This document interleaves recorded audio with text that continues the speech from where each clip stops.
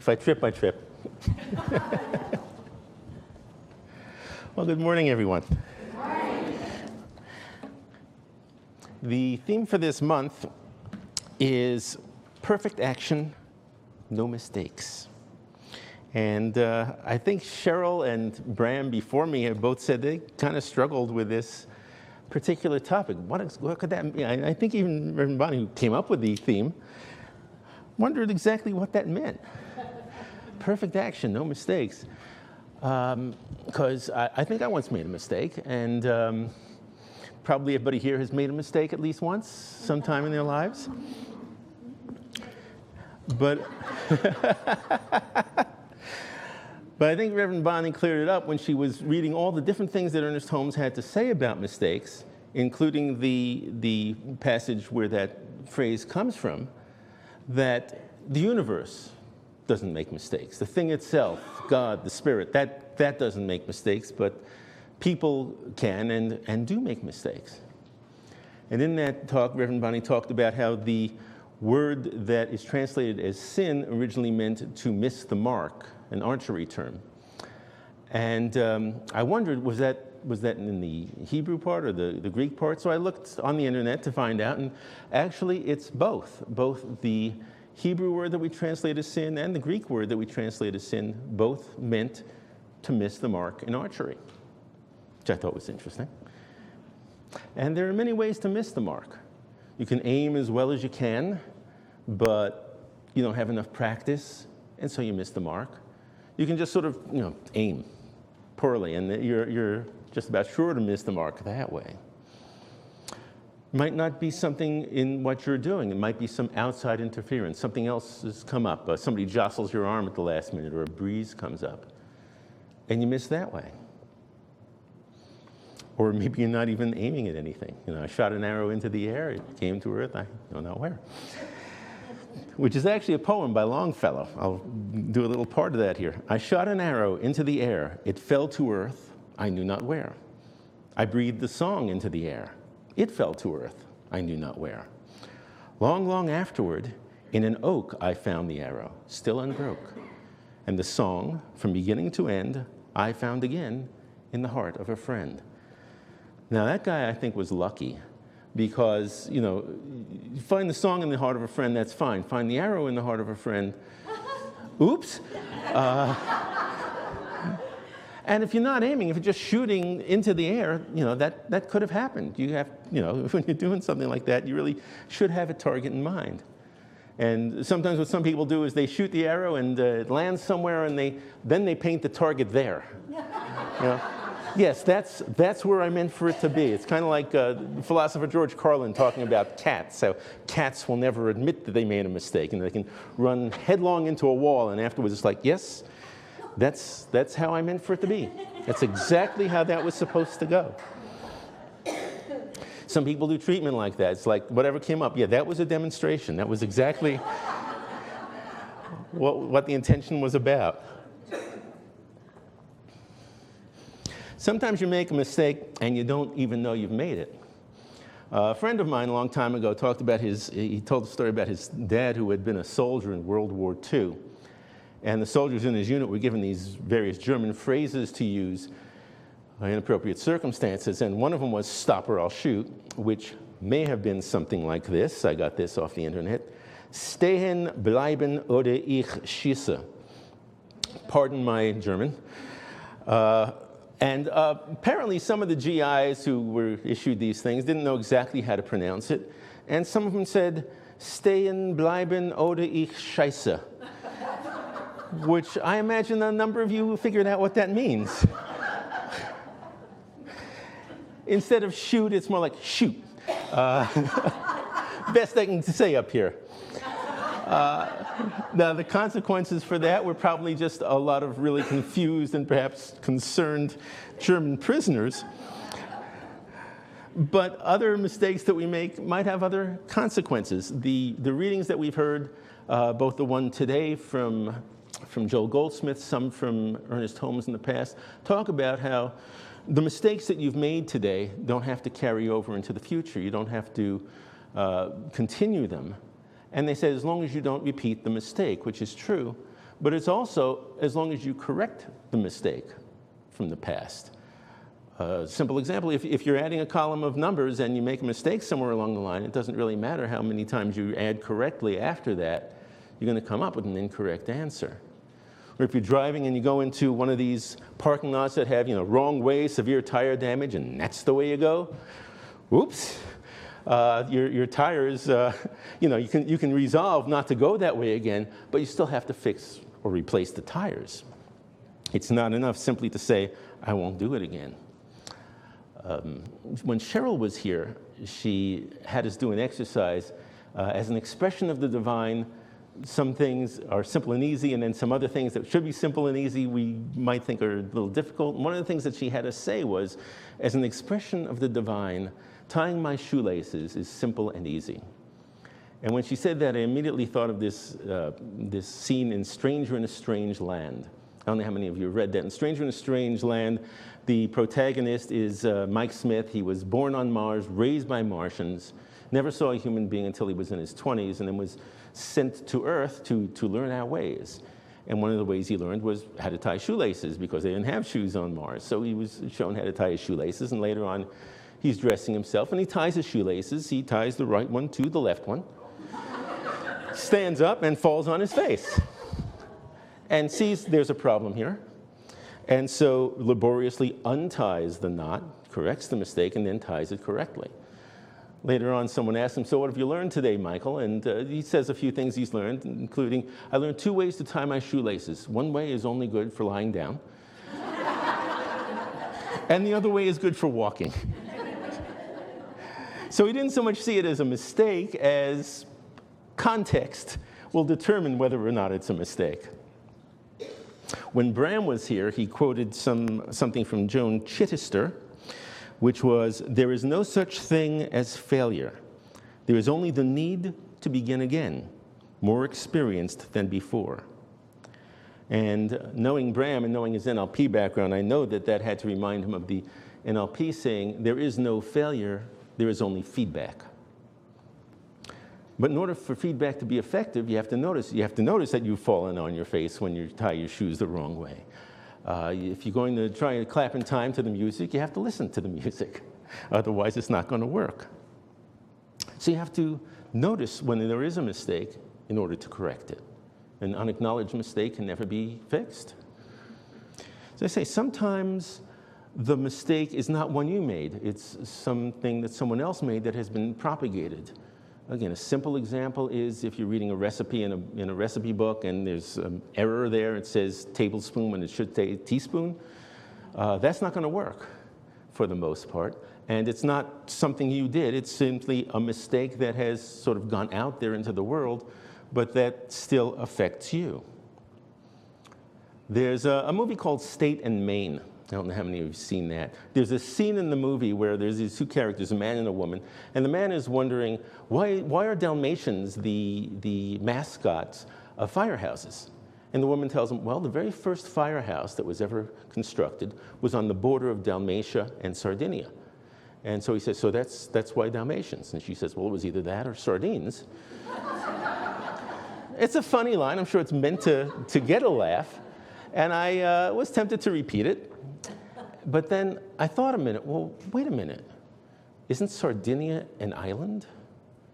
How could it possibly have a border with Dalmatia? And so I looked at the map, and sure enough, it's not even like an island off the coast of Dalmatia. In order to get from Sardinia to Dalmatia, you have to cross the Mediterranean Sea, the entire Italian peninsula, and then the Adriatic Sea before you get there. And so I was thinking, probably most of the people who have seen this movie might have thought that was a funny thing to repeat and didn't look at a map. And so there are people out there, probably in the world, who are telling this story about this thing being on the border of Dalmatia and Sardinia, not realizing that they're propagating something that isn't true because someone else said it. Now, David Mamet, the screenwriter of this movie, was writing a movie. He wasn't writing a documentary. He was under no obligation to tell us things that were necessarily true. But other people are. There are people who write books, bestsellers, people who are on the lecture circuit, on the speaker circuit, famous speakers. And I think that it is incumbent on them to make sure that what they're teaching us is true, and it isn't always.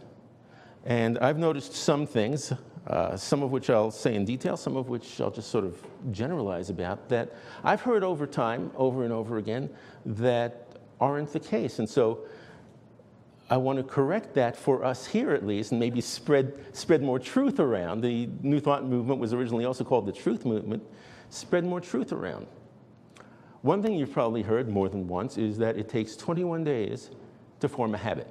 How many people have heard that? Yeah. Totally untrue.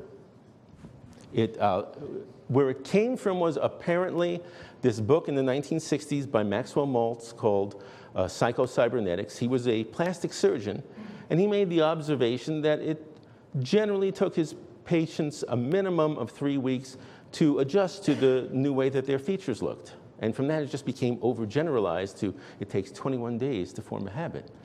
And in fact, because this has been in the atmosphere for so long, someone at the University of London actually did a study, because there aren't quite enough PhDs in the world yet, did a study for a paper and found out that the average time it took in that study for someone to form a new habit was actually more like 65 days, more than 3 times as long. But the more interesting finding was that average is just about meaningless, because the amount of time it takes a person to form a habit depends widely on the habit and the person. There were some habits that took about a week, and there were some that took 9-10 months, which you would have guessed if you hadn't heard this bogus number about 21 days. Well, of course, a habit takes as long as it takes. So now you know that. So you're not going to be worrying about, oh, it's 21 days, tomorrow I won't have to deal with the habit at all, it'll just be installed. Day 22 comes up, and you may still have to do some work to get that habit in. So a consequence of that false teaching might be people being disappointed when day 22 comes up and they're not yet in that groove, in that habit. Another thing you've heard a lot is, and the modern part of it, modern New Thought, New Age adjacent part of it comes from the single book that this fellow looked in the King James Version of the Bible, where Moses' encounter with God, and he asks him what his name is, and there's this I am that I am, and it's not that at all. But this fellow didn't do his due diligence. He wrote a book, popular book, didn't find out that, no, that's a mistranslation. It isn't really I am, it's I will be. And in fact, the translators of the King James knew that, because everywhere else where they translate that word, they translate it as I will be.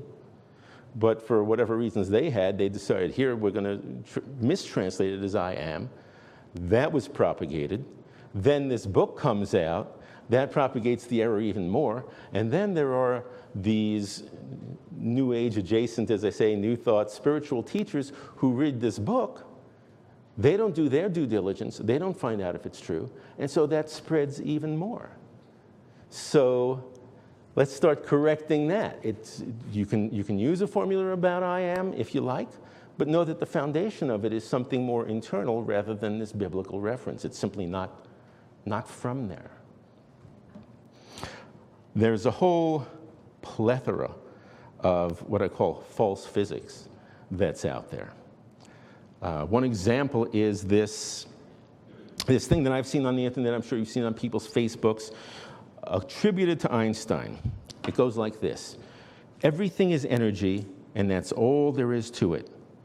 Match the frequency of the reality you want, and you cannot help but get that reality. It can be no other way. This is not philosophy. This is physics. And because it's attributed to Einstein, you think, well, that must be what physics is. Now, the first time I saw that, I thought, there is no way on earth that Einstein said anything even remotely like that. And so again, rather than just propagate it, I did a little investigating. It takes maybe 5-10 minutes on the internet to find that, no, in fact, this is not anything from Einstein at all.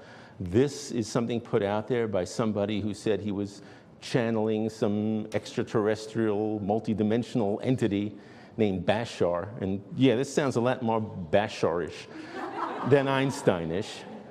But that gets repeated and repeated and put out there, and people think, oh, this must be what physicists are saying, when no, it's not. And that's just the tip of the iceberg. most of the physics that you will read in spiritual books is sometimes the person writing it is just confused about what they tried to pick up, and so they write confusing things.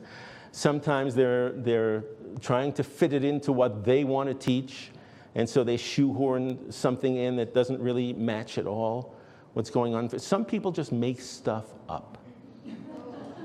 They really do. They just make stuff up, because I've read them. There's no way that they got that from anything, because they figure their readers won't know. That's I think, a little bit more than a mistake. And I think that those mistakes, when they're made, and a little bit more mistakes when they're made, do have consequences, because there are people out there, probably people in here, who read these books, listen to these speakers, think they're getting the real deal, and they're not. It's kind of like, I think they're being fed, and they're being fed cotton candy. It looks real pretty and tastes real sweet, but there's no substance to it, no real substance to it. And like anything made of sugar, it gets you high and excited for a while, and then lets you down. And in addition, there are people out there who do know their physics and do know their science, and they read things like that false quote, or they read something in some other book. I won't name names here. See me after class. They read something in some book that they know is just hogwash, and so they think, well, the whole thing must be hogwash. There's nothing to all this new thought, spiritual stuff. May as well just forget about it. And so that's also a consequence of a mistake, or something more than a mistake, that really has to be corrected. We have to say, no, we're not going to read these people, we're not going to recommend them or we're not going to recommend this part of what they're saying, because it's not the case. I want to read another poem. This is called The Fool's Prayer, and it's by Edward Rowland Sill. The royal feast was done. The king sought some new sport to banish care, and to his jester cried, "Sir Fool, kneel now, and make for us a prayer." The jester doffed his cap and bells, and stood the mocking court before. They could not see the bitter smile behind the painted grin he wore. He bowed his head and bent his knee upon the monarch's silken stool. His pleading voice arose. "O Lord, be merciful to me, a fool. 'Tis not by guilt the onward sweep of truth and right, O Lord, we stay. 'Tis by our folly that so long we hold the earth from heaven away. These clumsy feet, still in the mire, go crushing blossoms without end. These hard, well-meaning hands we thrust among the heartstrings of a friend. The ill-timed truth we might have kept, who knows how sharp it pierced and stung. The words we had not sense to say, who knows how grandly they'd have rung. Earth bears no balsam for mistakes. Men crown the knave and scourge the tool that did his will. But thou, O Lord, be merciful to me, a fool." The room was hushed. In silence rose the king, and sought his gardens cool, and walked apart, and murmured low, "Be merciful to me, a fool." I think we all know the word namaste, and it roughly means the divinity in me, the perfect one, the one that does not make mistakes, the one that does not miss the mark, recognizes and honors the divinity in you. But I think we can also take it to mean the fool in me, the one who does make mistakes, the one who does miss the mark, recognizes and honors and forgives the one in you who misses the mark. So I'll end where I began. We all make mistakes. And if we pay attention, if we listen to the music, if we pay attention to the feedback, we won't repeat them. and we'll correct them and reach more for that perfect action. And so we will, and so it is.